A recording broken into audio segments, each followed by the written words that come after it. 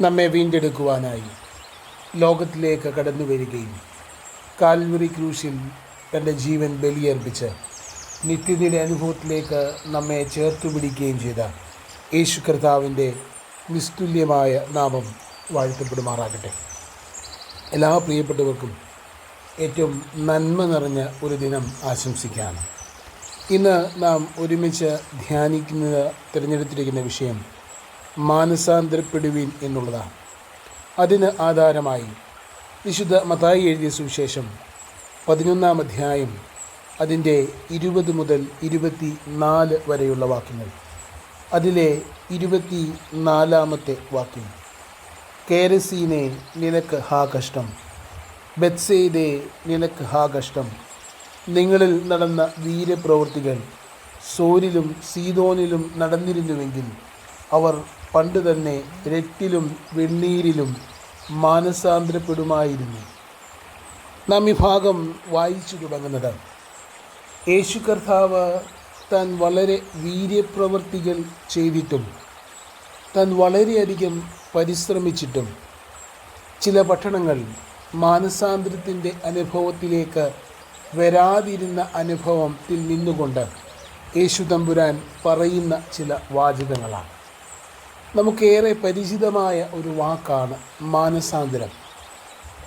മനസ്സിന് അന്തരമുണ്ടാകുക, നമ്മുടെ ചിന്തകൾക്ക്, ഉൾക്കാഴ്ചകൾക്ക്, ബോധ്യങ്ങൾക്ക് രൂപാന്തരം ഉണ്ടാകുന്ന അനുഭവമാണ് മാനസാന്തരം എന്ന് കൊണ്ട് ഉദ്ദേശിക്കാം. എന്നാൽ നമ്മൾ വളരെ കേട്ട് പരിചിതം ഉള്ളത് കൊണ്ട് തന്നെ ഈ വാക്ക് അല്ലെങ്കിൽ മാനസാന്തരത്തിൻ്റെ അനുഭവം നമുക്ക് അന്യമായിക്കൊണ്ടിരിക്കുന്നു എന്നുള്ളതാണ് യാഥാർത്ഥ്യം. ദൈവവചനത്തിൻ്റെ മുൻപാകെ, ദൈവ ശബ്ദത്തിന് മുൻപാകെ ഒരു മനസ്സലിവ്, മനസ്സിൻ്റെ തകർച്ച, മാനസാന്തരം ഇതൊന്നും സംഭവിക്കാതിരിക്കുന്ന ഒരു ലോകത്തിലാണ് നാം ജീവിക്കുക. അപ്രകാരമുള്ള ക്രിസ്തുവിനെ അറിയുന്നവർ എന്ന് മേനി നടിക്കുന്ന നമ്മോട് തന്നെയാണ് യേശു കർത്താവ് നാം വായിച്ച വാക്യങ്ങളിൽ ഇടപെടുക. നാം വേദപുസ്തകത്തിൽ അധികം ഒന്നും വായിച്ച് കേൾക്കാത്ത സ്ഥലമാണ് കോരസീൻ എന്നത്.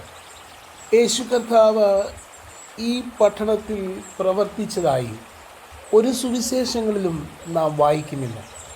അതിനൊരു പക്ഷേ കാരണം വിശുദ്ധ യോഹന്നാൻ എഴുതിയ സുവിശേഷത്തിൻ്റെ അവസാന ഭാഗങ്ങളിൽ സുവിശേഷകൻ പറഞ്ഞു തന്നെയാകും, യേശു കർത്താവിൻ്റെ പ്രവൃത്തികളെക്കുറിച്ച് എഴുതുവാൻ പോയാൽ അത് എഴുതി തീർപ്പാൻ സാധ്യമല്ല എന്ന് പറഞ്ഞുകൊണ്ടാണ് യോഹന്നാൻ സുവിശേഷകൻ തൻ്റെ സുവിശേഷം അവസാനിപ്പിക്കുക. അങ്ങനെ യേശു കർത്താവ് പ്രവർത്തിച്ച ഒരു പട്ടണം. എന്നാൽ ബെത്സയിദ നമുക്ക് കുറച്ചുകൂടെ പരിചിതമാണ്.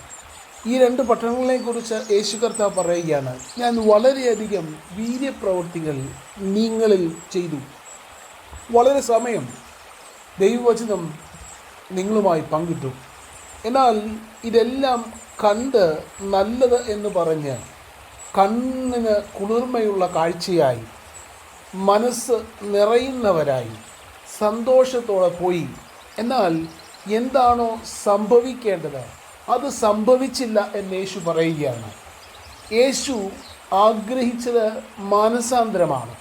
ജീവിതത്തിൽ തൻ്റെ ജീവിതത്തെക്കുറിച്ചുള്ള ബോധ്യമുണ്ടാകുകയും ജീവിതത്തിൽ ദൈവത്തിങ്കിലേക്ക് മടങ്ങി വരേണ്ടെന്ന ആവശ്യകത മനസ്സിലാക്കി ദൈവത്തിങ്കിലേക്ക് മടങ്ങി വരിക എന്ന സംഭവം ജീവിതത്തിൽ സംഭവിക്കാതിരിക്കുകയാണ് ഈ അനുഭവം. പ്രിയപ്പെട്ട ദൈവജനമേ, ഇന്ന് പലപ്പോഴും നാമും ദൈവവചനത്തിന് മുൻപാകെ ഇപ്രകാരം ആയിപ്പോയിട്ടില്ലേ എന്ന് നാം ചിന്തിക്കേണ്ടതുണ്ട്. ദൈവവചനം നാം വായിക്കുമ്പോൾ എത്ര ശക്തമായിട്ടാണ് യേശു കർത്താവ് നമ്മോട് തന്നെ ഇടപെടുക. നമ്മുടെ ജീവിതത്തെ ദൈവവചനത്തിന് മുൻപാകെ നാം ഒന്ന് തുറന്നു വയ്ക്കുമ്പോൾ പലപ്പോഴും ജീവിതത്തിൽ മാനസാന്തരം ആവശ്യമാണ് എന്ന് വളരെ കൃത്യമായി നമുക്ക് ദൈവവചനത്തിൻ്റെ മുൻപാകെ തിരിച്ചറിയുവാൻ സാധ്യമായി തീരും.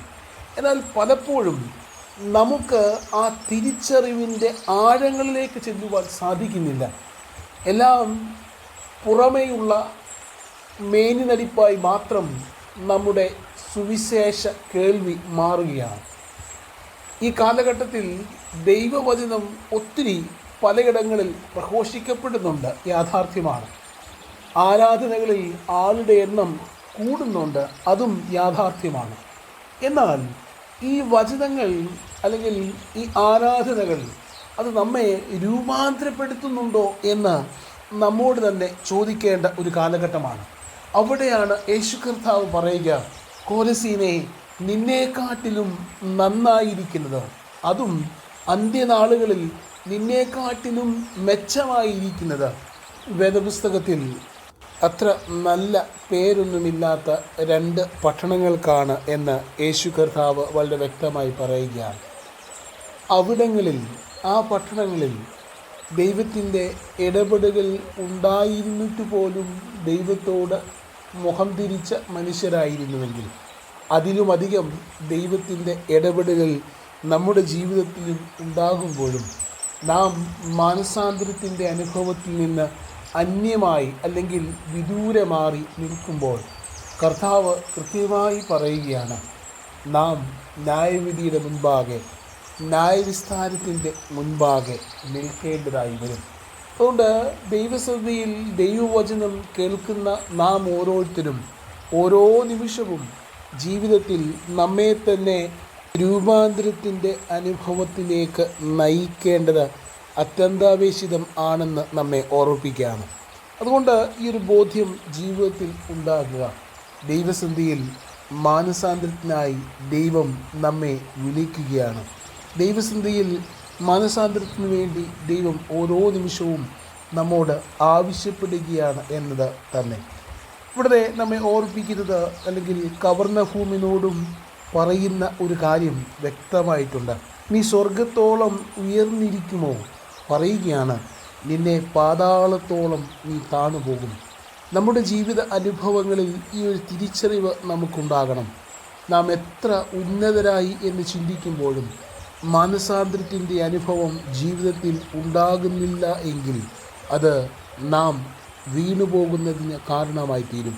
അതുകൊണ്ട് പ്രിയപ്പെട്ട ദൈവജനമേ, നാം ഈ നാളുകളിൽ ദൈവവചനത്തിന് മുമ്പാകെ താണിരിക്കുമ്പോൾ നമ്മുടെ ജീവിതത്തെക്കുറിച്ച്, നമ്മുടെ ജീവിതത്തിലേക്ക് ഒന്ന് തിരിഞ്ഞു നോക്കുവാൻ, മാനസാന്തരത്തിൻ്റെ ഫലം പുറപ്പെടുവിക്കുവാൻ നമുക്ക് ഇടയാകണം.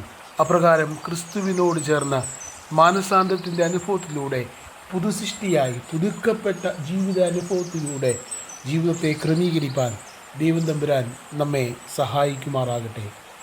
മാനസാന്തരപ്പെടുകയും. ആമീൻ.